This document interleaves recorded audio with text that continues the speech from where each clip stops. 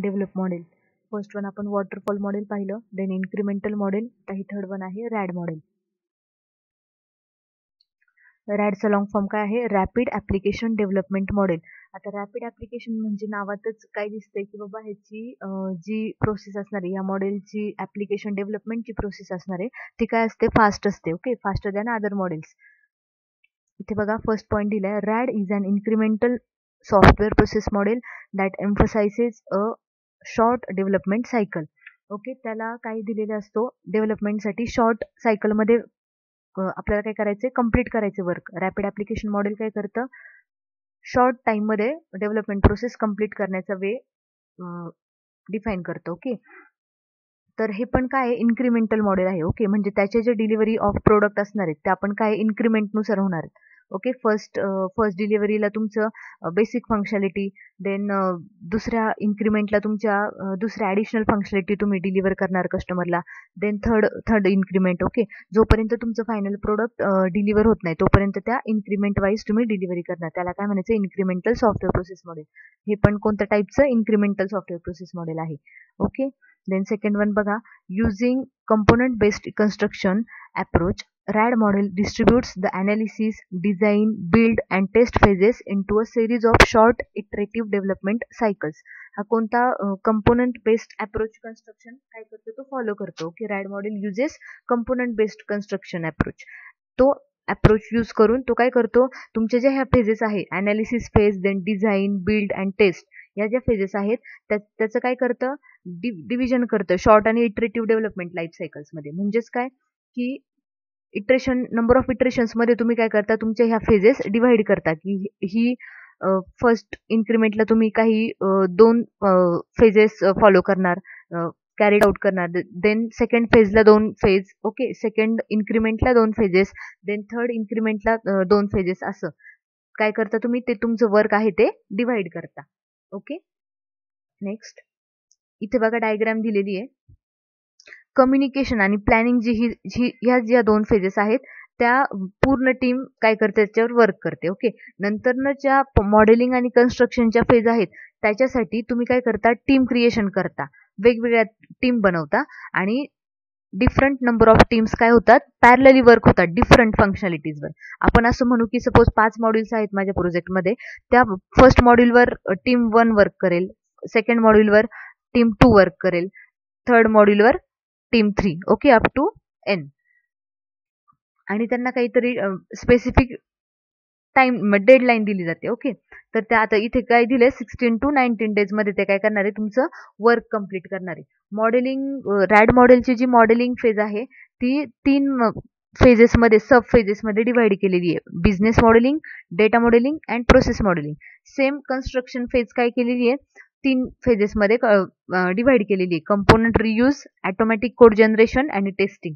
Okay, तर ह्याच्या हे जे आहे हे आपण इन डिटेलमध्ये पुढे पाहणार आहोत. आता डिप्लॉयमेंट फेजमध्ये काय असणार आहे? इंटिग्रेशन, डिलिव्हरी आणि फीडबॅक. इंटिग्रेशन म्हणजे काय की या ज्या टीमने तुमचं कोडिंग दिलेलं आहे तो कोड काय करायचा? आपल्याला एकत्र करायचा आहे. ओके, ते प्रोटोटाईप सगळे एकत्र करायचे, म्हणजेच काय?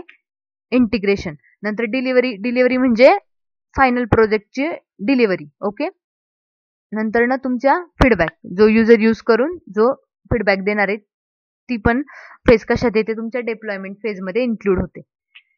ओके, हे याचं बेसिक स्ट्रक्चर आहे.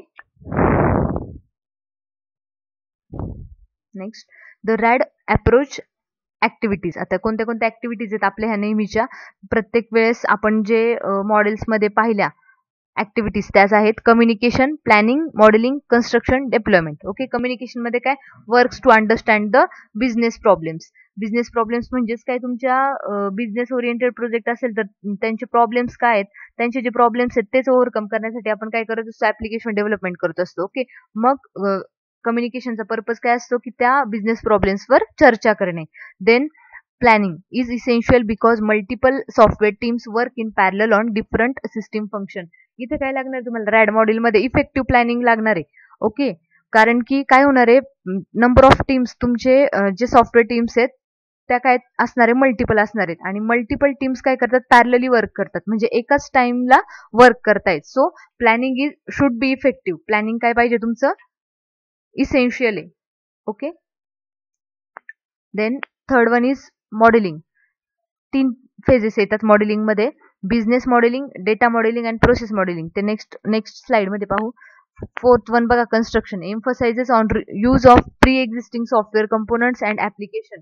ओके, ह्याच्यावर रॅड मॉडेलमध्ये जास्त ऑटोमॅटिक कोड जनरेशन आणि रियूज, कंपोनंट रियूज वर जास्त भर दिलेला आहे. ओके, आधी जे कंपोनंट्स तुमचे डिफाईन केलेले आहेत ते तुम्ही जितक्या ह्यानी रियूज करू शकता तितक्या म्हणजे रियूजला जास्त पर्सेंटेज तुम्ही दिलेलं आहे. ओके, रॅड मॉडेलमध्ये दिलेलं आहे. सो त्याच्यामुळे काय होतं की ऑलरेडी जे डेव्हलप्ड कंपोनंट्स आहेत ते रियूज केल्यामुळे ते काय असतात, टेस्टेड असतात, ऑलरेडी टेस्ट केलेले कंपोनंट्स असतात. त्याच्यामुळे काय होतं की रिस्क कमी असते. ओके, आणि automatic code generation tools use करून तुमचं काय केलं जातो, कोड जनरेट केला जातो. Then fifth one, deployment changes and innovations are done if required for customer satisfaction. आता डिप्लॉयमेंटमध्ये कोणत्या कोणत्या फेजेस येतात मी सांगितलं, इंटिग्रेशन, डिलिव्हरी आणि फीडबॅक. ओके, जे काय तुमच्या मॉडेलिंग आणि कन्स्ट्रक्शन मध्ये डिफरंट टीम्सने वर्क केलेला जो कोड आहे तो काय केला जातो, इंटिग्रेट केला जातो, एकत्र केला जातो डिप्लॉयमेंट फेजमध्ये. तो पूर्ण फायनल प्रोडक्ट तुमचा ह्याच्याकडे कस्टमरकडे यूज साठी दिला जातो आणि कस्टमरने ते यूज केल्यावर काय करतात, फीडबॅक देतो. कस्टमरने सपोज फीडबॅकमध्ये काही चेंजेस रिक्वायर्ड चेंजेस, तर ते काय केले जातात, परफॉर्म केले जातात चेंजेस फॉर कस्टमर सॅटिस्फॅक्शन.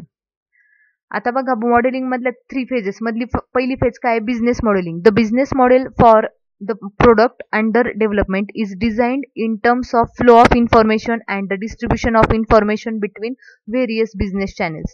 तुमचे जे प्रोडक्ट आहे ते ॲज अ बिझनेस मॉडेल म्हणून त्याचा एक बिझनेस मॉडेल, तुमचं जे प्रोडक्ट डेव्हलप करायचंय त्याचा बिझनेस पॉईंट ऑफ व्ह्यूने त्याला एक बिझनेस मॉडेल हे केलं जातं, काय केलं जातं, डिझाईन केलं जातं. ओके, तुमचं मॉडेलिंग म्हणजे काय असतं की तुम्ही डिझाईन करत असता, तर बिझनेस मॉडेल काय केलं जातं, डेव्हलप केलं जातं. बिझनेस मॉडेलमध्ये काय असणार आहे की तुमचे जे बिझनेस चॅनल्स आहेत डिफरंट, त्याच्यामध्ये कोणती इन्फॉर्मेशन फ्लो होणार आहे, ते डिफाईन केलं जातं.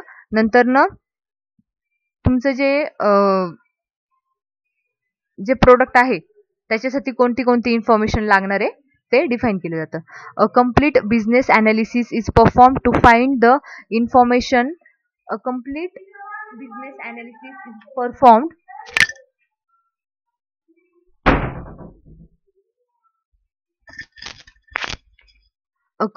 business analysis is performed to find the information for business, how it can be obtained, how and when is the information processed, and what are the factors driving successful flow of information. Business model develop केल्यानंतर ना business analysis केला जातो. कशासाठी business analysis केला जातो, काय काय find out करायचं असतं, to find the information for the business, how it can be obtain. तुम्हाला बिझनेससाठी कोणती कोणती इन्फॉर्मेशन लागणार आहे, ती कशी अचीव्ह करायची किंवा कशी ऑब्टेन करायची, नंतर त्याच्यासाठी टाइम डेडलाईन्स काय आहेत, देन कशी इन्फॉर्मेशन प्रोसेस करायची आहे, नंतर कोणते हा जो फ्लो ऑफ इन्फॉर्मेशन तुम्हाला काढायचा आहे त्याच्यासाठी कोणते फॅक्टर्स अफेक्ट करणार आहे. ओके, हे सगळं तुमचं कशामध्ये येतं, बिझनेस अनालिसिसमध्ये. बिझनेस मॉडेल डेव्हलप केलं जातं आणि बिझनेस अनालिसिस केला जातो in business modelling phase. Then data modelling फेजमध्ये बघा, the information gathered in the business modelling phase is reviewed and analyse to form sets of data objects for the business. तुमची जी business modelling मध्ये जी information तुम्ही gather केलेली आहे त्याचा एक रिव्ह्यू घेतला जातो. ओके, आणि त्या रिव्ह्यू घेतल्यानंतर ना तो डेटा त्या डेटाचं अनालिसिस केल्यानंतर ना तुमचा डेटा ऑब्जेक्ट्स तयार केले जातात. ओके, म्हणजे छोटे छोटे डेटा सेट्स काय केले जातात, तयार केले जातात की ह्या डेटा सेटवर ही टीम वर्क करेल, त्या डेटा सेटवर ती टीम वर्क करेल. ओके, असं. नंतर ना the attributes of all data sets is identified and defined. हे जे डेटा सेट्स डिफाईन केलेले आहेत त्या डेटा सेट्सच्या ॲट्रिब्यूट्स डिफाईन केले जातात. The relation between these data objects are established and defined in detail in relevance to the business model. Okay, आणि जे data objects आणि डेटा सेट्स डिफाईन केलेले आहेत त्याच्यातलं रिलेशन काय केलं जातं, आयडेंटिफाय केलं जातं. रिलेशन म्हणजेच काय की बाबा interface between two models. Okay, next, process modeling. The data object sets defined in the data modeling phase are converted to establish the business information flow needed to achieve specific business objectives as per the business model. आता ह्याच्यात काय केलं जातं, ह्या process modelling फेजमध्ये तुमचा जो data आहे कलेक्ट केलेला डेटा ऑब्जेक्ट आणि डिफरंट डेटा ऑब्जेक्ट्स मधलं रिलेशन हे कसं यूज करता येईल तुमच्या फायनल प्रोडक्टच्या ह्याच्यासाठी, फायनल प्रोडक्टच्या रिक्वायरमेंट्स अचीव्ह करण्यासाठी कसं यूज करता येईल, इन्फॉर्मेशन फ्लो कसा चेंज करावा लागेल, हे तुमचं कशामध्ये हे केलं जातं, डिसाईड केलं जातं प्रोसेस मॉडेलिंग फेजमध्ये. The process model for any changes or enhancement to the data object set is defined in this phase. कोणत्या पण सपोज जर चेंजेस झाले असतील रिक्वायरमेंटमध्ये वगैरे, ओके, तर त्या रिक्वायरमेंट्सच्या आधी बेसिक रिक्वायरमेंटसाठी तुमचे डेटा ऑब्जेक्ट डिफाईन केलेले असतात. तर या फेजमध्ये काय होतं, जर काही चेंजेस झाले असतील तर त्या रिक्वायरमेंट्सच्या चेंजेस प्रमाणे तुमच्या डेटा ऑब्जेक्ट्समध्ये पण चेंजेस केले जातात. Project descriptions for adding deleting process descriptions for adding deleting retrieving or modifying a data object are given. तुमच्या ज्या प्रोसेसेस आहेत, तुम्हाला जे रिक्वायरमेंट्स ऍड करायचे असतील, काही डिलीट करायचे असतील किंवा काही फेच करायचे असतील, ओके, काही मॉडिफाय करायचे असतील, हे जे आहे ह्या ज्या प्रोसेस हे करणारे फॉलो करणारे त्या प्रोसेसचं डिस्क्रिप्शन्स पण ह्या फेजमध्ये डॉक्युमेंट थ्रू डेव्हलप केलं जाणार आहे किंवा क्रिएट केलं जाणार आहे. नेक्स्ट, आता इथे कन्स्ट्रक्शन मधल्या 2 फेजेस दिल्यात बघा. Component reuse and automatic code generation. The actual system is build and coding is done by using automation tools to convert process and data models into actual prototypes.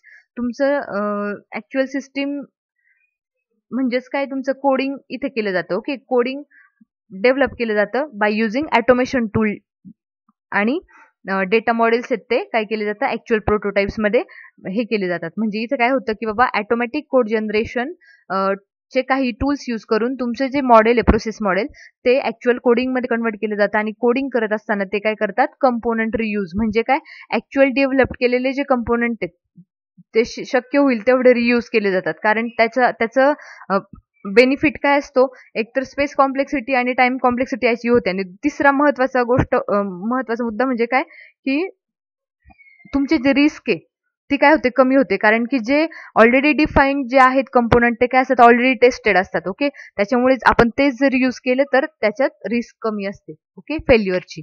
Then testing. The overall testing time is reduced in the RAD model as the prototypes are independently tested during every iteration. प्रत्येक इटरेशनला काय होतं, जे module तुमचं develop होतं ते काय केलं जातं, टेस्ट केलं जातं, ओके. त्याच्यामुळे टेस्टिंग टाइम काय होतो, फायनल टेस्टिंग टाइम रॅड मॉडेलमध्ये कमी असतो. Okay, however, the data flow and the interfaces between all the components need to be thoroughly tested with complete test coverage. तुमचे जे सिंगल मॉड्यूल आहेत ते तर टेस्ट केलेच जातात आणि एक टेस्टिंगची मेथड असते कम्प्लीट टेस्ट कव्हरेज. ही कम्प्लीट टेस्ट कव्हरेज यूज करून तुमच्या ह्या डिफरंट मॉड्यूल्समध्ये जे इन्फॉर्मेशन फ्लो होते त्यांच्यामध्ये जे काय रिलेशन आहे, इंटरफेस आहे, तो काय केला जातो, कम्प्लीट टेस्ट कव्हरेजने टेस्ट केला जातो. Since most of the programming components have already been tested, it reduces the risk of any major issue. मी मगाशी सांगितलं की आधीच तुमच्या प्रत्येक इटरेशनला काय होतं, आधीचे कंपोनंट्स टेस्ट केले जातात. त्याच्यामुळे जो म्हणजे ओव्हरऑल तुमची रिस्क आहे इश्यू येण्याची ती काय होते, कमी होते, ओके. कारण की प्रत्येक कंपोनंट रियूज केल्यामुळे सारखा तो टेस्ट केला जातो आणि परफेक्ट कोड काय बनला जातो, ओके. त्याच्यामुळे मेजर इश्यूची रिस्क काय होते, फार कमी असते ह्याच्यात. ऍडव्हान्टेजेस बघा काय, useful when the time limit for development is too short. जेव्हा तुमच्या प्रोजेक्टचं नेचर असं असेल की तुमच्या प्रोजेक्टला कमी टाइममध्ये तुम्हाला अचीव्ह करायचे किंवा डेव्हलप करायचे, तेव्हा तुम्ही कोणतं मॉडेल यूज करणार, RAD model. Since reusability is used, many of the program components are already tested, this reduce overall testing time. तुमचं रियुजेबिलिटी यूज केल्यामुळे तुमचं टेस्टिंग टाइम काय होतोय, कमी होतोय. Then all functions are modularise so it is easy to work with. तुमचे सगळे functions काय केले जातात, इन्क्रिमेंटल डिलिव्हरीच्या दृष्टीने मॉड्युलराइज केले जातात. त्याचे मॉड्यूलमध्ये हे केलं जातं, डिव्हिजन केलं जातं. त्याच्यामुळे काय होतं, त्या छोट्या छोट्या फंक्शन्सची वर्क करण्यासाठी टीमला काय होतं, इझी जातं. Next, disadvantages. For large projects RAD require highly skilled engineers in the team. तुम्हाला काय करायचं असतं, रॅड मॉडेलची बेसिक रिक्वायरी काय आहे, की त्याला शॉर्ट टाइम मध्ये कम्प्लीट हवा असतो प्रोजेक्ट. ओके, म्हणजे रॅड मॉडेल कशाला डिफाईन केलेलं आहे, incremental delivery in very short time. जर शॉर्ट टाइम मध्ये जर तुम्हाला डिलिव्हरी करायची असेल आणि परफेक्ट क्वालिटी सॉफ्टवेअर जर हवं असेल, तर तुम्हाला काय पाहिजे, require highly skilled engineers. Okay, तुमचे जे इंजिनियर्स आहेत वर्क करणारे ते काय पाहिजे, हायली स्किल्ड पाहिजे, त्यांच्याकडे स्किल पाहिजे high. Okay, both end customers and developer should be committed to complete the system in time. If commitment is lacking, RAD will fail.